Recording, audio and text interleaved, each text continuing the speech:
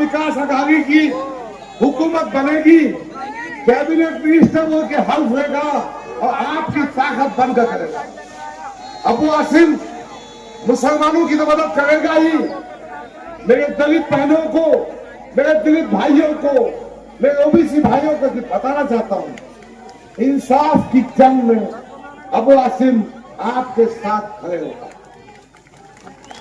मेरे माओ बहनों, मेरी अम्बेडकरी जनता, मेरे ईमान को मानने वाले भाई, मैं ये कहना चाहता हूं कि लोगों के बहकावे मत आओ। देखिए 2019 से 2024 तक मैंने पूरे हल्के में 200 वोटर्स रजिस्ट्रेशन के कैंप मुनक़िद किए और आज ये ताकत पर मुझे अपनी कामयाबी का यकीन था, मगर मुझे बहुत दुख के साथ कहना पड़ता है, जिस सियासी पार्टी को मैंने जिंदगी के 10 साल दिए, उसके कौमी सदर को मुझसे बात करने के लिए 2 मिनट का टाइम नहीं था। आसिम भाई, ये तमाम वाकयात होने के बाद मैंने ऐसी ही मीटिंग की थी अपने कंपाउंड पर, 2 कुंटल का खाना भी बस नहीं हुआ। ये सब साथियों ने कहा डॉक्टर साहब चुनाव लड़ना है, ये सब साथियों ने कहा हम तुम्हारा साथ देंगे, ये सब साथियों ने कहा आप कोई भी पार्टी का टिकट लाओ। मगर क्या हुआ, हमारी पार्टी जो पुरानी थी उन्होंने कांग्रेस के दरवाजे बंद कर दिए।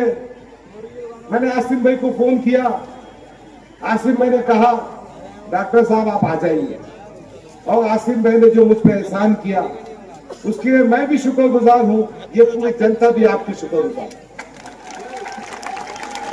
मैं एक बात और कहना चाहता हूं, वो सुनी बुरादे हो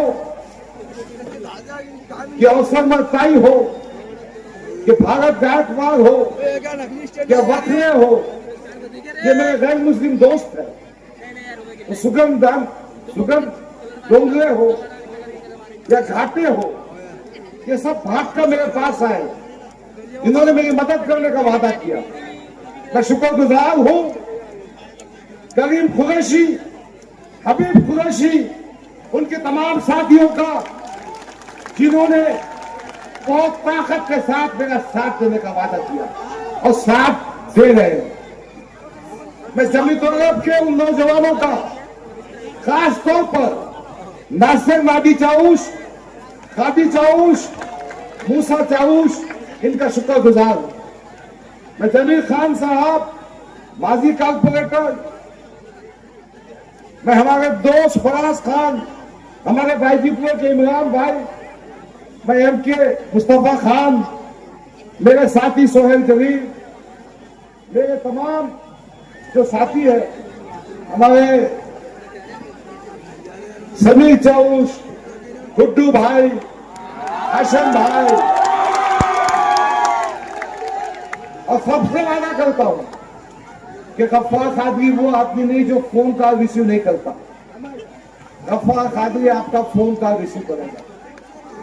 गफ्फार कादरी वो आदमी है जिसके दरवाजे खुले हैं।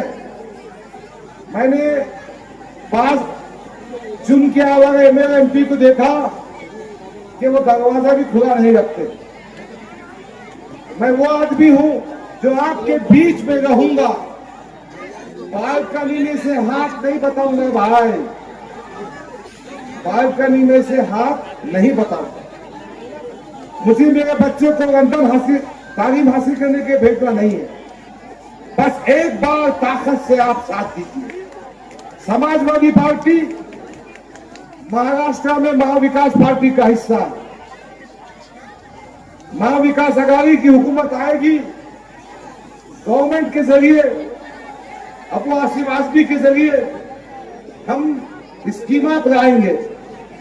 दूसरी बात, मैं जो खास तौर पर मुस्लिम नौजवानों से कहना चाहता हूं कि हम रिजर्वेशन की जंग को आगे तक ले जाएंगे, ताकि तालीम के मैदान में जिस तरह से डॉक्टर बाबा साहब अम्बेडकर ने अपने समाज पर एहसान किया, उनको तालीम में, रोजगार में और सियासत में रिजर्वेशन दिया।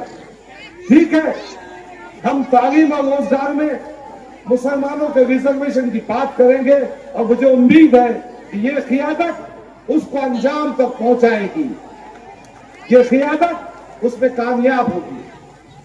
मुसलमानों की कीमती औकाफी जायदाद जो हमारी मिल्लत है, अल्लाह की मिल्कियत है, गरीबों का हक है, वो भी हम गैरों के जबरों से, हुकूमत के जबरों से निकालेंगे और कौम और मिल्लत के इस्तेमाल कीजिए। मैंने उलमाए दीन से खुसूसी गुजारिश, मेरे नौजवानों, मैं किन अल्फाज में आपका शुक्रिया अदा करूं।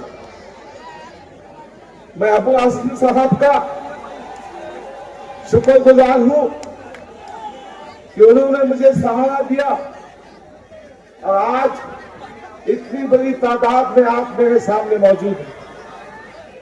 मैं अल्लाह की बारगाह में शुक्र अदा करता हूं और आप सबका शुक्र अदा करता हूं कि आपने एक भाई के खातिर, एक बेटे के खातिर यहां जमा हुए हैं। मैंने आपको दावत दी थी, आप यहां मौजूद हुए, मैं आपका एहसान मंद और शुक्रगुजार। मेरी माओ बहनों, मैं दलित समाज का भी शुक्रगुजार हूं, मराठा समाज का भी शुक्रगुजार हूं। क्यों तो साहब,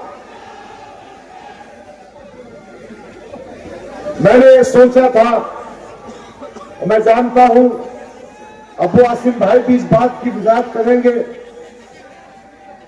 ये बच्चों को क्या प्रॉब्लम है, खाओ बेटा, भाई साहब खामोश बैठिए ना, खामोश बैठिए, सुनिए सुनिए, वक्त बहुत कम है। मेरा कहना यह है कि भारत देश में सियासत एक समाज से नहीं हो सकती। एक समाज के नाम पर हम इख्तियार में नहीं पहुंच सकते। इसीलिए मैंने बहुत मेहनत करके 2019 में प्रकाश अंबेडकर साहब को और एमआईएम को एक किया था। मगर अफसोस की बात है कि ये युति टिकी नहीं। आज समाजवादी पार्टी उसी मकसद पे चल रही है कि समाज के तमाम तबकात को साथ में लेकर हम चल सकेंगे। अजीजान गिरामी, दलितों का मसला हो, मुसलमानों का मसला हो या ओबीसी का मसला हो, सच्चाई ये है, निकल जाऊंगा कि सुनो सुनो आरएसएस वालों, सुनो बजरंग दल, हिंदू विश्व हिंदू परिषद वालों, जो हम मुसलमानों को अपना गुलाम और इस मुल्क को अपने बाप की जागीर समझते हो। अगर मुसलमानों को गुलामी पसंद होती तो फलस्तीन का बच्चा बच्चा तलवीर और यहूद के टुकड़ों पर पलता, बैतुल मक़दस की मुक़द्दस बेटी हाइफा के बाजारों में गिरती। लेकिन नहीं, फलस्तीन का बच्चा बच्चा, बेटी बेटी इस्राइली तोपों के आगे खड़े होकर ये नारा लगाते हैं, हक है हमारा आजादी, हम लेके रहेंगे आजादी। कैसे नहीं देगा आजादी? तेरा बाप भी देगा आजादी। और अल्हम्दुलिल्लाह हम लोग मिलकर आजादी लेंगे इन लोगों से। और मेरे ख्वाबों को लूटा है किसी ने, मैं सबकी खामोशी पर मुस्तहिल हूँ। मेरे लहजे में सच का बातपन है, मैं अपनी कौम की जिंदा नस्ल हूँ। बाखुदावाना अल्हम्दुलिल्लाहि रब्बिल आलमीन। बहुत बहुत शुक्रिया मेरे भाई। मैं बिला ताखीर हमारे उम्मीदवार, एक बार जोर से तालियों से स्वागत कीजिए। जनाब डॉक्टर गफ्फार कादरी साहब को आवाज देता हूँ तो वो हमारे रहनुमाई करें। हमारे देश मेरे बड़े भाई नासिर नादी साहब आ चुके हैं, एक बार जोरदार उनसे तालियों उनका स्वागत कीजिए, जोरदार तालियां से।